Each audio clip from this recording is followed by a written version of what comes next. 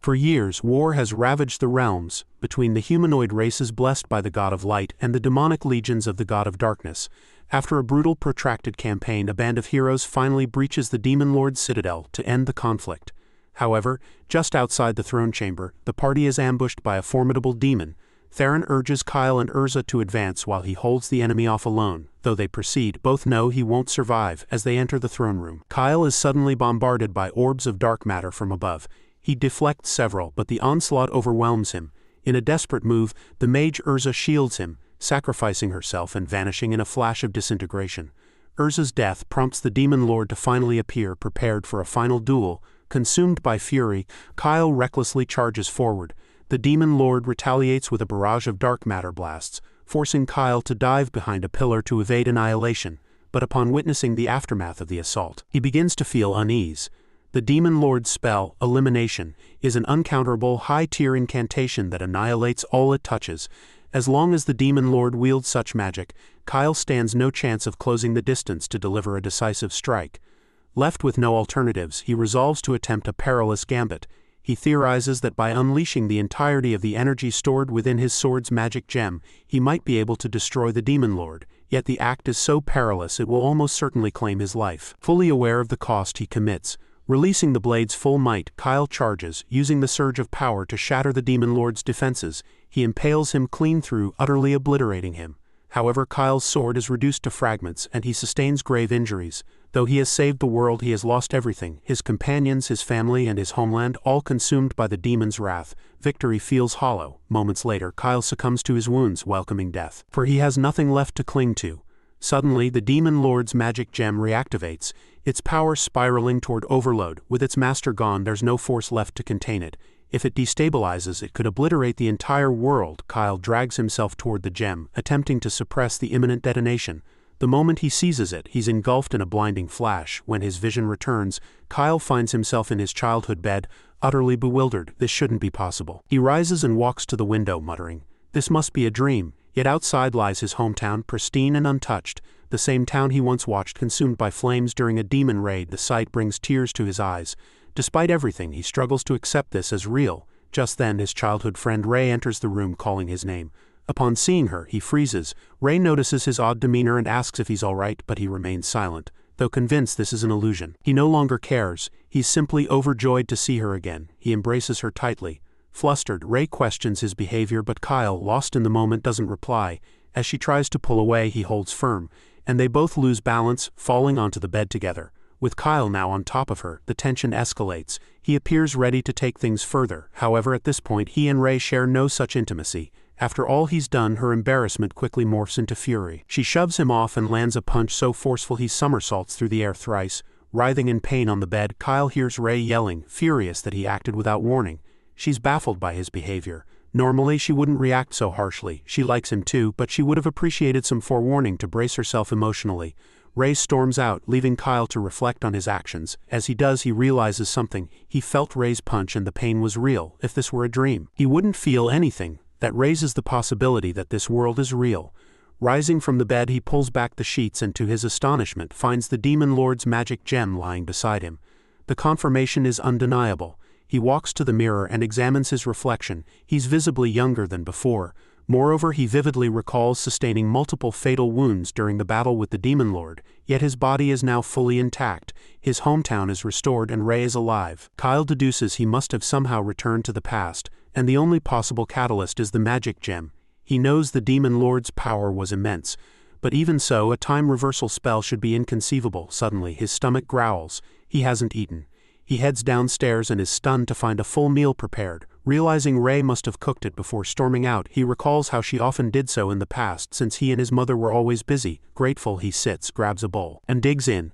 The flavor overwhelms him. It's been years since he tasted real food. On the battlefield, he survived on nutrient rations in desolate terrain. Moments later, Theron descends, also craving food. But upon seeing the mountain of empty plates, he realizes he's too late. Kyle even emptied the entire stew pot. As Theron grumbles about the food being gone, Kyle reflects on how surreal everything around him feels. Just moments ago, they had fought side by side against the Demon Lord. Theron even sacrificed himself so Kyle could fulfill their mission. Theron notices Kyle staring and turns to ask if something's wrong. Kyle snaps out of it, replies he's fine but remains unsure how far back in time he's gone. He asks Thurin what year it is. Thurin, puzzled by the odd question, replies it's May 24th, 2823. Kyle is stunned and asks if he's certain. Thurin confirms. Today is Kyle's birthday. He says he'll forgive Kyle for devouring all the food, but he's still starving and plans to visit Ray's place for a meal, though he'll likely have to beg for it. For Thurin, groveling over food is routine. Pride means little when he's hungry. While Thurin departs, Kyle remains in the kitchen, needing to contemplate his next move. If he truly has returned to the past, he must speak with his mother. He heads to the shed and descends into the library. Upon finding her, he's overwhelmed with emotion. Though relieved to see her again, he can't erase the memory of her gruesome death in the future. His mother is startled to see him, as Kyle never visits the library at this hour. He points out it's already morning. She must have read through the night without noticing. She apologizes, but Kyle didn't come to scold her. He says he has a question about magic theory, and as one of the nation's few archmages, she's the ideal person to ask. She invites him to speak, and Kyle asks if any spells exist that enable time travel. She replies that such spells do exist, which surprises Kyle. He's never encountered time magic before. She elaborates, though time spells are known to exist, they're unusable. The energy required is beyond comprehension. No mage alive, or in recorded history, could generate enough power. Even the most powerful sorcerer, using every drop of their mana, might barely rewind time by a second. Kyle then asks if using a magic artifact to store power could make significant time travel possible. After considering it, she concedes that in theory, storing energy within an artifact could enable time travel. However, it would take over a millennium to accumulate the necessary power, rendering it virtually impossible. Kyle asks if the forbidden rite could be used, but his mother grows alarmed, questioning how he knows about that spell. Kyle quickly fabricates a story. He read about it in a book and would never dare attempt it. She's visibly relieved. She explains the forbidden rite enables one to trade life force for immense magical energy, making it extraordinarily perilous. Even so, she doubts it could power time magic effectively. Achieving such a feat would require sacrificing half the humanoid population of the continent, an unthinkable atrocity. Moreover, no known catalyst exists capable of containing that scale of magical power. However, if such an artifact did exist, it would likely be documented in the archives. She flips through an old tome, and upon finding the passage, shows it to Kyle. It describes the legendary divine dragon's heart, a mythical gem that once sustained the ancient kingdom of Sorrows for millennia.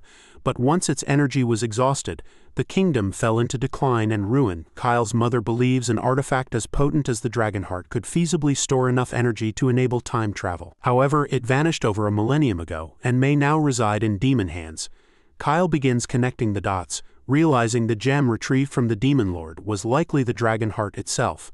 His mother expresses how glad she is they're spending time together again, having feared he'd been avoiding her. Kyle apologizes, insisting it wasn't intentional, and she reassures him, simply grateful he visited. She remarks that he seems more mature than usual, recalling that Lee planned to cook for them today. She invites Kyle upstairs to eat, but Kyle confesses he already finished all the food. In that instant, her maternal affection flickers into silent outrage before she regains her calm and jokingly says it's fine, since it's his birthday, but he's not getting a present anymore. Their conversation proves enlightening, as Kyle confirms the gem's identity as the Dragonheart. He suspects the Demon Lord embedded the spell into it to trigger a return to the past, yet what puzzles Kyle most is why the Demon Lord would want to go back in time at all. Just then, La approaches Kyle, and upon seeing her, he immediately apologizes for his earlier behavior. He explains it stemmed from a disturbing nightmare. Curious, La asks about the dream. Kyle confesses it included her death, and she instantly understands the reason behind his sudden embrace. La smiles, assuring him she doesn't hold it against him since it wasn't his fault. But her warm smile only deepens Kyle's inner turmoil, reminding him of the future tragedy he once endured.